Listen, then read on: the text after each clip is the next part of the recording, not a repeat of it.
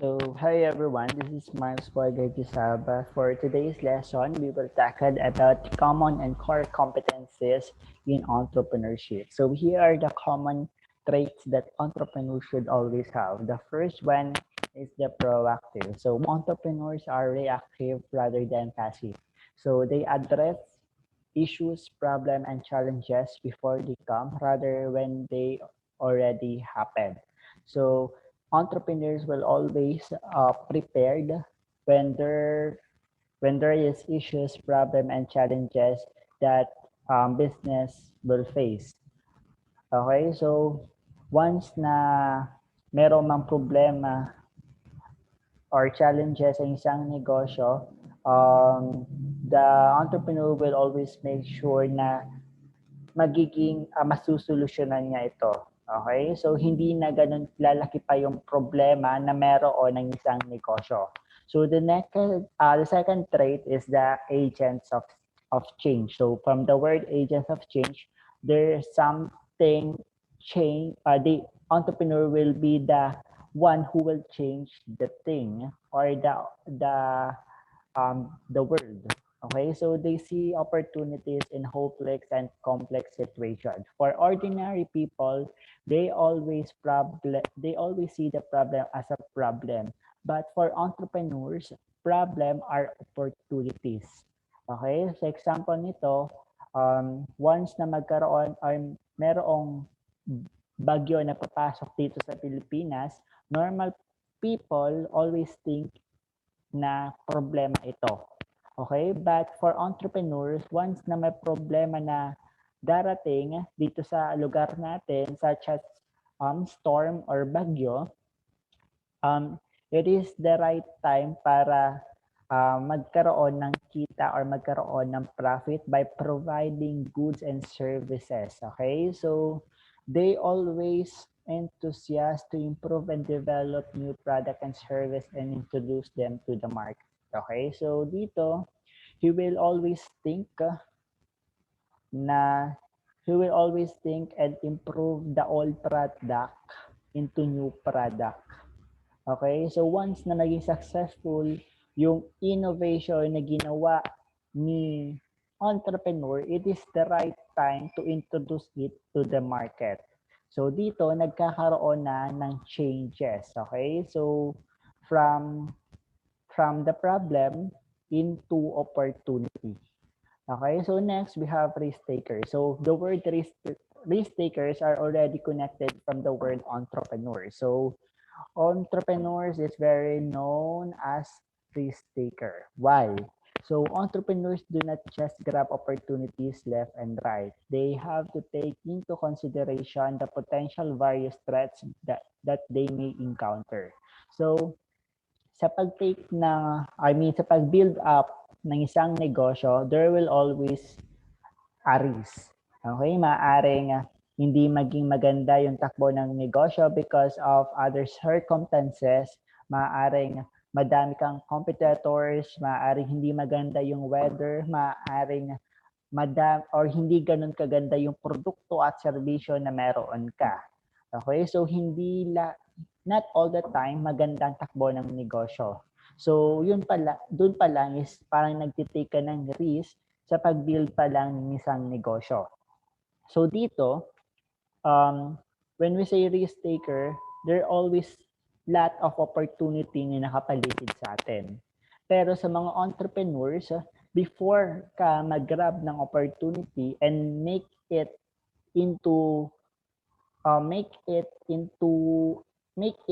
as a business, you must first seek an information. You must seek an information about the opportunity na nakita mo.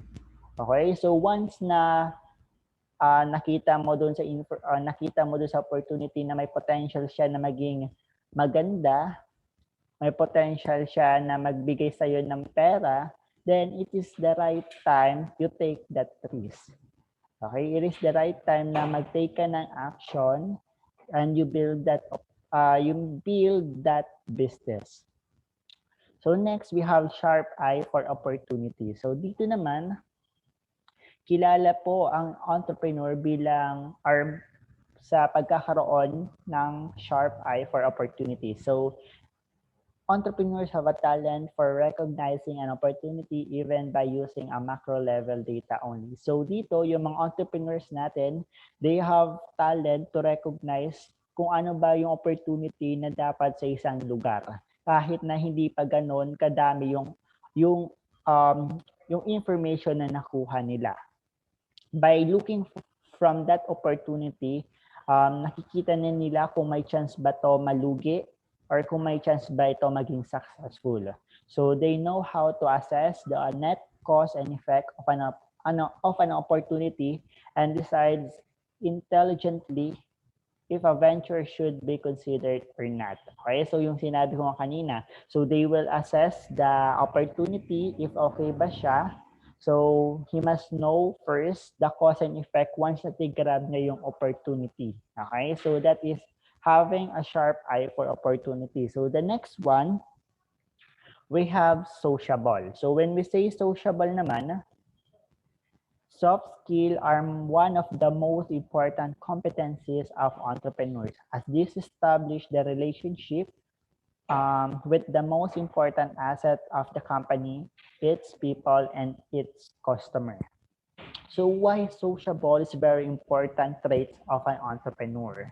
Because ito yung reason kung bakit meron tayong customer. Ito yung reason kung bakit merong pera na pumapasok sa ating negosyo.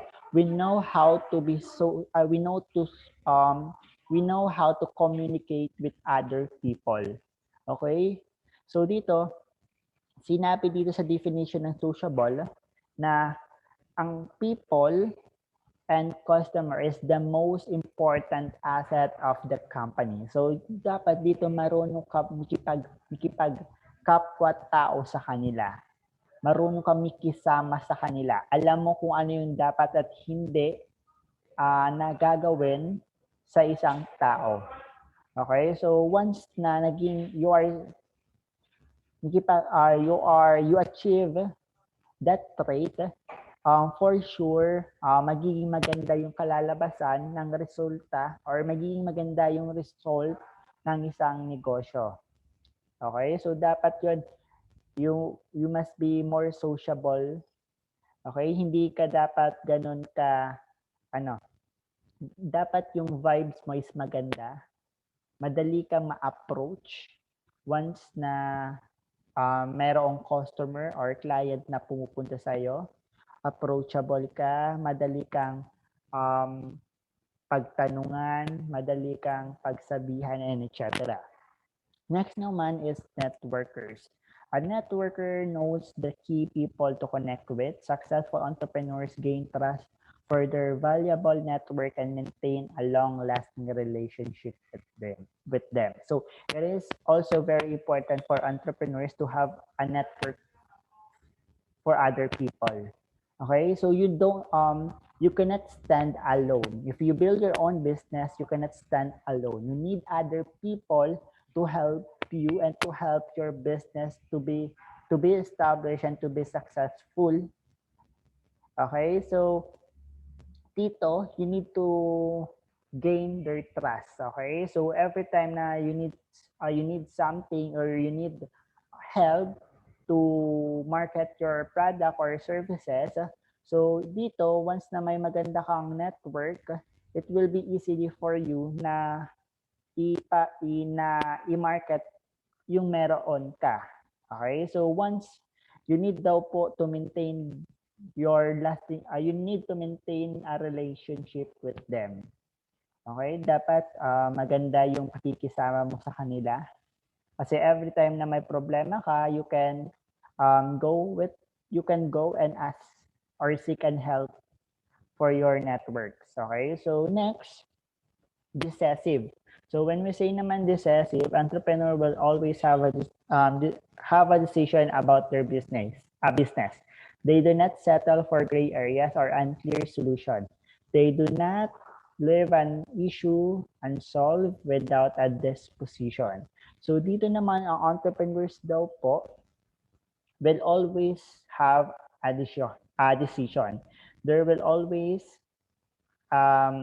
they need to take a decision every time sa business nila. So, once po na may problema na kinakaharap ang isang negosyo, they need to solve it immediately and they don't settle for gray areas or unclear solutions, okay? They need to settle it very they need to settle it as much as possible. Then they do not leave this issue as an unsolved. Okay? So hindi ito pinapabayaan kasi once na napabayaan yung problema or yung issue or challenges, maaring mas lumaki pa yung problema na meron ang isang negosyo and mas mahihirapan yung entrepreneur kung ano yung decision na gagawin niya dito. Okay, so dito naman, they make sure that all aspects of their business have clear objective and strategy. So to make things clear, so they need to have or to set an objective and strategies once na magkaroon ng mga problema ang isang negosyo. So ano yung dapat nilang gagawin once na dumating yung problemang ganito or ano yung strategies na gagawin or objective natin para may clear path tayong tatahakin. So last, they base their decision on scientific calculation backed up by their experience and technical knowledge. So once na gagawa na sila ng isang desisyon, they make sure na hindi lang to haka-haka or hindi lang to dahil sa kutob. They make sure na ito ay based sa scientific calculation. What is scientific calculation? Based from the plan, yung mga information na nakuha nila, and of course, they make a decision because of their experience and technical knowledge. So mga experience nila yung mga experience nila last time sa pagnenegosyo can be an asset for them para or it can be a basihan sa kanila kung ano dapat yung kukunin nilang desisyon or gagawin nilang desisyon. Next naman is balance. So when we say balance, the mind of entrepreneur should have a balance between analytical and creative side. Their brain are always playing with unique ideas that no one has ever thought of yet. Entrepreneurs always have eureka moments and enjoy them. So when we say balance naman, dapat dito, you need to balance your analytical and creative side. Hindi dapat nakafocus ka masyado on scientific calculation masyado. Okay? Kasi sometimes being creative or having a creative side will always help you to make yourself or make your business more successful. Okay? So it is very important. So once kasi you have your creative side, there will always unique ideas na nagka-come up. Okay? So there will always an ideas na bago, there will always an idea na kakaiba compare sa mga competitors na meron ka. Okay? So always try to be balanced. You must have an analytical and creative side. Next naman is innovative. So the one word that is already connected sa word na entrepreneur is that innovator. So being innovative is the mind of entrepreneur are rich with big ideas that can add value for their existing business and become a game changer in the industry or business where they belong. So tandaan po, when we say innovative, they are not inventor. Okay? Magkaiba po ang inventor and innovation. Okay? So, ang inventor po, they make things. They make service from out of nowhere. Ang innovation naman is you will make the old product into new one or you will improve the old product to make it new. That is innovation. So, the mind of entrepreneurs are big with big ideas. So, yung mga entrepreneurs po natin is madaming idea sa utak nila. They have great ideas. Okay? They great ideas wherein yung existing business na yon can become a change changer for the industry. So they do not stop improving and thinking of new and worthwhile ideas of their business. So tandaan po, ang pag-innovate ng isang negosyo is hindi lang po sa una. Dapat all throughout of the business. Kasi alam naman natin na ang customer and client is madaling magsawa. So, ano yung magiging solusyon pag ganito? So, they need to be more innovative. So, they need to think new and unique ideas para hindi magsawa ang mga customer and clients natin. Okay? So, once naging successful tayo sa pagiging innovator or pag-innovate ng mga produkto at serbisyo, for sure magiging maganda ang takbo ng isang negosyo at magkakaroon ng magandang kita ang negosyo na meron ka ngayon. So, we already talk about the common and core common competencies of entrepreneur. Next, we will proceed to core traits that entrepreneurs should develop in managing and running a business. So the first one is leader. So successful entrepreneurs will always have a heart of leader. So why? Because as entrepreneur, you build your own business. You are the one who will set a goal. You are the one who will make a path for your employees. So sa pagnenegosyo baga, ikaw yung boss ng company mo. Okay? So you will hire other people para maging magaan yung trabaho na meron ka. Okay? You will hire people to help you to make your business successful. So you need to be a leader. So you will lead your employees, you will motivate them, you will inspire them and that is the role of being a leader. Okay? So once na na-inspire mo sila and na-motivate mo sila, for sure they will make their best para maging maganda din ang takbo ng isang negosyo. So the next one is communicators. Entrepreneur how to use all form of communication to effectively share ideas, address certain concerns with their customers and employees. So hindi lang po siya so face-to-face ang pagiging good communicators, but also in writing letters through papers,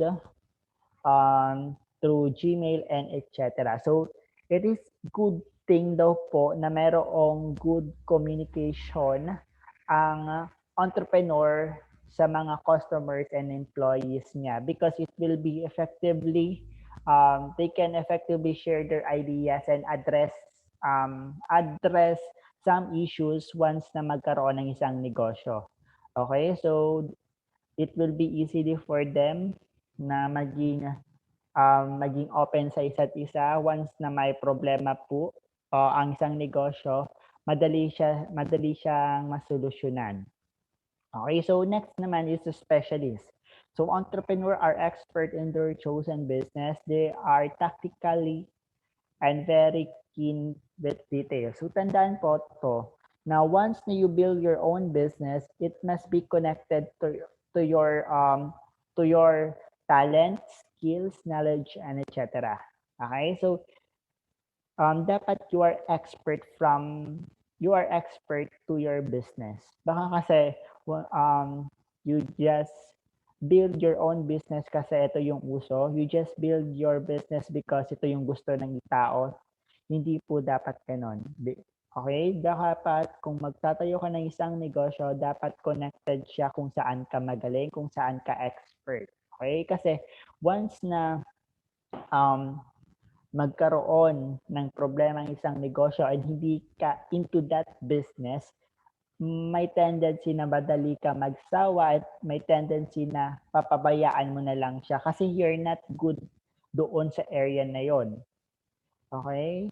So, pero once naman po na you are into that business, you are good in that business, you will be tactical sa mga details na meron ang isang negosyo na yon. Okay? So every time na magkaroon man ng isang problema, it will be easy for you na masolusyonan ito or mabigyan ito ng tuon because you are you know every part of your business. Ay may knowledge ka dito, you are expert about your business and yun yung kagandahan.